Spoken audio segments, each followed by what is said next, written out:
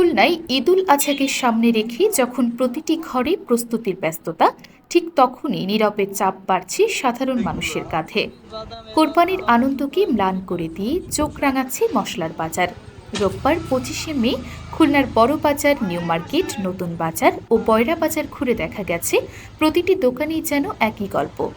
এলাচ, দারুচিনি, গোলমরিচ, লবঙ্গ সবকিছুর দাম বেড়েছে হু হু করে। 2 সপ্তাহ আগেও যে এলাচের দাম ছিল 4,300 থেকে 4,700 টাকা, এখন সেটি বিক্রি হচ্ছে 5,200 থেকে 5,600 টাকায়।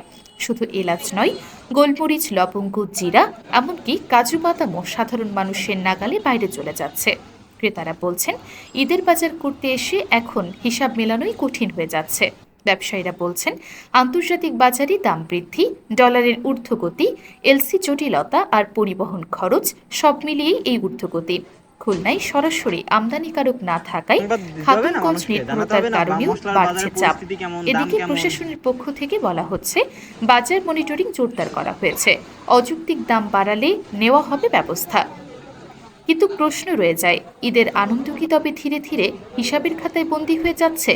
কোরবানির ঈদ ত্যাগের শিক্ষা দেয়, কিন্তু বাজারের এই আগুনে যেন পুড়ে যাচ্ছে সাধারণ মানুষের স্বস্তি।